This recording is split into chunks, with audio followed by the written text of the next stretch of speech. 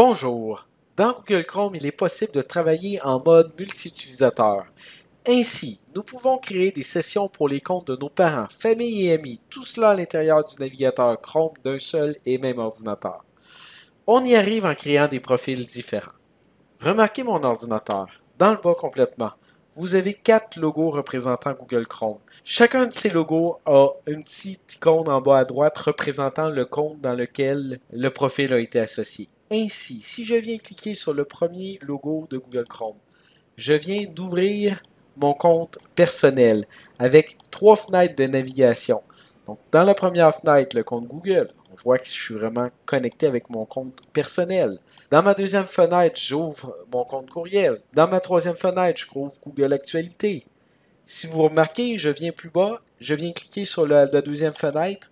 J'ouvre maintenant mon compte professionnel qui est associé avec mon compte CS Navigateur. Donc, dans la première fenêtre, j'ai aussi Google. La deuxième, je suis rendu avec Office 365 parce qu'au Centre des services scolaires des navigateurs, nos comptes professionnels sont associés à Google et à Office 365. Donc, j'ai aussi mon agenda que je vois apparaître. Je peux cliquer pour ouvrir d'autres comptes qui sont associés directement dans la barre des tâches que j'ai épinglé en faisant un clic droit et que j'ai épinglé ici. Ou encore, je peux venir basculer d'un compte associé à un autre compte en cliquant sur le logo ici et en venant sélectionner le compte que je désire faire apparaître. C'est aussi simple que cela. Je bascule d'un compte à l'autre très rapidement. Mais comment faire pour associer un compte à un profil dans Google Chrome? Eh bien, la première des choses, il faut ouvrir Google Chrome et venir cliquer sur le logo associé au profil. Dans le bas complètement, vous avez un petit bouton qui dit Ajouter. On clique dessus. Ici, on me demande de personnaliser votre profil Chrome. Donc, je peux changer le logo à cet endroit. Je peux ajouter un nom libellé.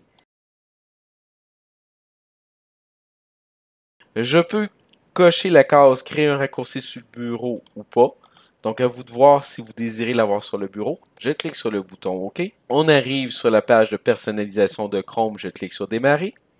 Je peux choisir quelle application préférée va apparaître dans le haut complètement. On peut tout cocher, cocher seulement ce qu'on a besoin. On appuie sur le bouton suivant. Je peux choisir un arrière-plan. Donc, pour la cause, je vais choisir cet arrière-plan. Je clique sur le bouton suivant. À cet endroit, je clique Continuer. Et ici, on me demande de connecter mon compte.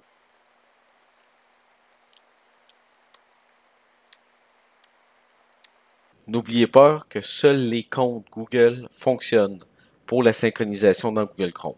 Remarquez la deuxième phrase. Vos données Chrome, telles que les applications, les favoris, l'historique, les mots de passe et les autres paramètres, vont être définitivement associés à Formation commerciale CS Navigateur. Vous pouvez supprimer ces données via le tableau de bord des comptes Google, mais vous ne pouvez pas les associer à un autre compte. Ce que ça me dit en réalité, c'est que si j'associe ce compte-là dans un autre ordinateur, je vais aussi récupérer toutes les données, l'historique de navigation, les applications qui auront été installées dans ce navigateur-là, etc. Donc, je clique sur le bouton Associer les données. J'active la synchronisation en cliquant sur le bouton J'accepte. Et remarquez qu'il y a plusieurs onglets qui sont apparus dans le haut. Ce sont des onglets que j'avais moi-même mis en favori lorsque je l'avais synchronisé la première fois. Qui, pour le besoin de la cause, je l'ai supprimé simplement de ma synchronisation. Ce qu'il me reste à faire ici, il me reste à m'organiser à l'intérieur de mon navigateur et de mes onglets.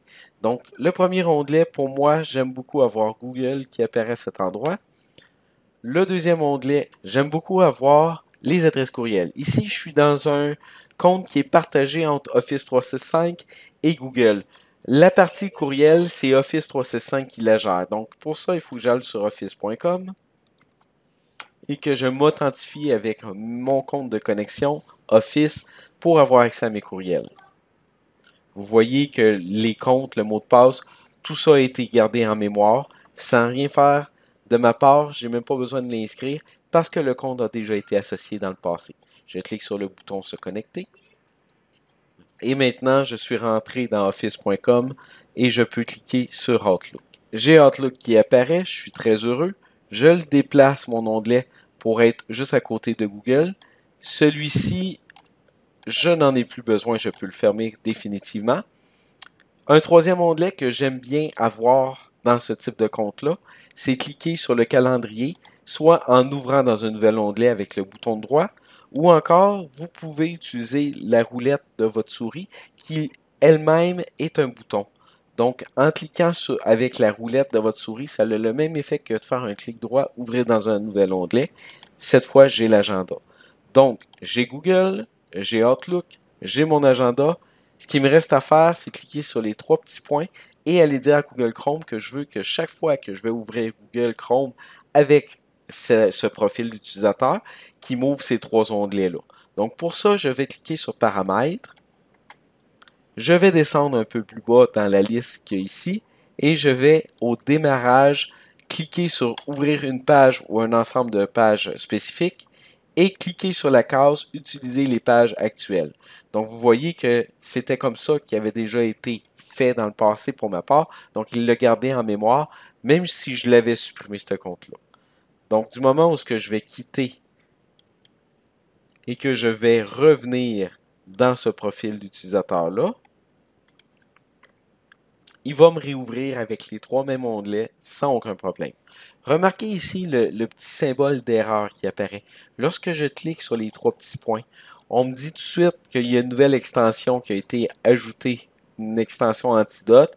Ici, j'ai le lanceur d'application pour Drive, puis ici, j'ai AirDrop Acrobat. Donc, comment je fais pour enlever cette erreur? Simplement en cliquant sur la notification, en la lisant et en effectuant l'action désirée. Ici, on me dit qu'il y a une extension qui modifie le fonctionnement de Google Chrome. Je peux la supprimer ou l'activer. Donc, je vais l'activer. J'ai ici le lanceur d'application. Allons voir. Une extension risque de modifier le fonctionnement. On me demande le lanceur d'application de Drive. Je l'active également. Et la nouvelle extension Adobe Acrobat, je l'active également. Notez qu'Adobe Acrobat m'ouvre un nouvel onglet, mais c'est un onglet que lorsque je le ferme, il ne rouvrira pas après coup. Donc, l'autre chose que j'aime beaucoup faire, c'est faire un clic droit vis-à-vis du logo de Google Chrome avec le compte associé et l'épingler à la barre des tâches. Je le fais dans certains cas, je ne le fais pas dans tous les cas. Je le fais lorsque c'est un compte que j'utilise régulièrement.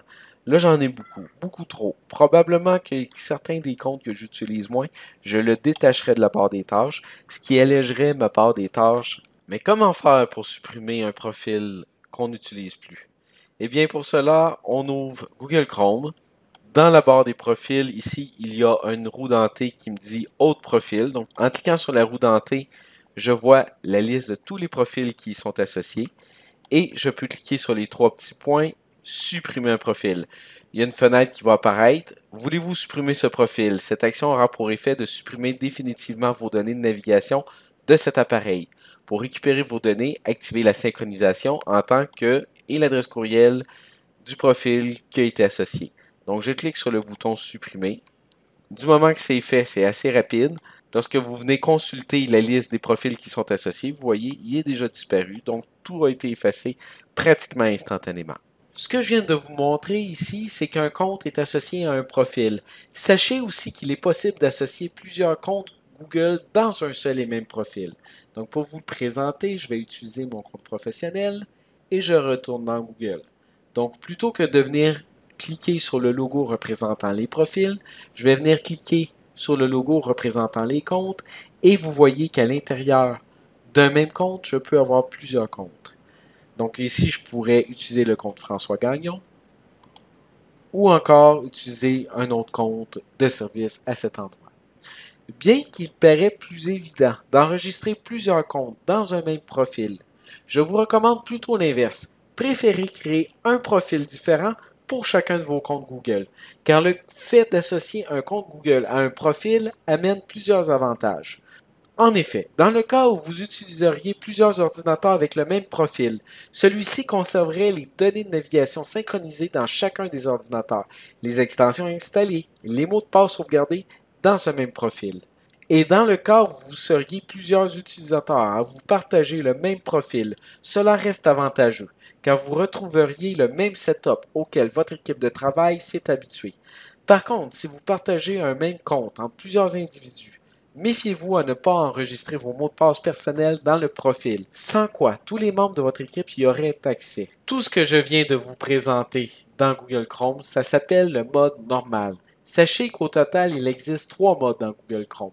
Le mode normal que vous connaissez déjà, le mode invité qui, comme son nom l'indique, vous permet de prêter votre ordinateur à une personne invitée sans impacter sur votre historique de navigation ou sur favoris, et le mode de navigation privé qui vous permet de faire des tests dans plusieurs comptes sans changer de profil. Pour activer le mode invité, je viens dans mon navigateur Chrome et je viens cliquer sur l'onglet représentant le profil du compte dans lequel je veux rentrer. Tout au bas ici, il y a le mode invité qui apparaît. Je clique dessus et maintenant, je rentre dans une fenêtre de navigation en tant qu'invité. Vous naviguez en tant qu'invité. Les pages que vous consultez dans cette fenêtre ne sont pas consignées dans l'historique de navigation et ne laissent aucune autre trace sur votre ordinateur, des cookies par exemple. Une fois que vous avez fermé toutes les fenêtres invitées ouvertes, tous les fichiers téléchargés sont toutefois conservés. Remarquez que si j'appuie sur CTRL-H en même temps sur mon clavier, je ne suis pas capable d'ouvrir mon historique de navigation. Remarquez également que je n'ai plus l'étoile qui me permet d'enregistrer des favoris et j'ai moins de fonctionnalités ici. Lorsque je ferme, en quittant, tout ce que j'ai fait disparaît. Si on en vient au mode de navigation privée, pour l'activer, on clique sur les 3 petits points et on affiche la nouvelle fenêtre de navigation privée. Apparaît maintenant la fenêtre en mode navigation privée qui me dit « Vous êtes passé en mode navigation privée. Vous pouvez désormais naviguer de façon privée. Les autres utilisateurs de cet appareil ne verront pas votre activité. Les téléchargements et les favoris seront cependant enregistrés. » Donc, vous voyez que la barre de favoris est toujours présente. J'ai aussi la possibilité d'ajouter des favoris à cet endroit qui impactera nécessairement le profil utilisateur dans lequel j'ai créé ma fenêtre de navigation privée. Et remarquez également que si j'appuie sur CTRL-H en même temps, je reviens dans mon profil utilisateur normal et je revois l'historique. Ce mode de navigation privée me permet de faire des tests. Comme par exemple, je pourrais me connecter dans Google avec un autre compte, partir de Google Classroom par exemple, être un élève et être un enseignant en même temps. Donc je cliquerai sur le bouton connexion et je viendrai choisir un compte de service. Maintenant, je suis connecté comme si j'étais un élève à l'intérieur de ma fenêtre de navigation privée, alors que ma fenêtre normale et mon profil sont toujours connectés en tant que Gagnon F22. Et du moment que je clique sur le bouton X, que je ferme ma fenêtre de navigation privée, cela a le même effet comme si je n'avais jamais ouvert de fenêtre de navigation. Quelles sont les différences entre les modes de navigation privée et invité? Eh bien, les deux modes, invité et navigation privée, sont presque identiques, comme vous l'avez vu. Il y a quand même des petites subtilités importantes à connaître. Les deux modes sont des modes temporaires. Votre historique de navigation n'est pas enregistré lorsque vous fermez votre fenêtre. Le mode de navigation privé permet de voir les favoris du compte qu'il a appelé, ce que ne donne pas accès le mode invité. Le mode invité est clairement fait pour les gens qui sont invités par l'utilisateur principal à venir consulter Internet. Par contre, le mode de navigation privé est vraiment fait pour que l'utilisateur principal puisse faire des tests avec d'autres comptes, comme par exemple être un administrateur système puis un utilisateur du même système, ou être l'enseignant dans un Google Classroom et être aussi l'élève dans un Google Classroom. J'espère que cette vidéo vous a plu. N'hésitez pas à faire des commentaires à la suite de cette vidéo. Merci et à très bientôt.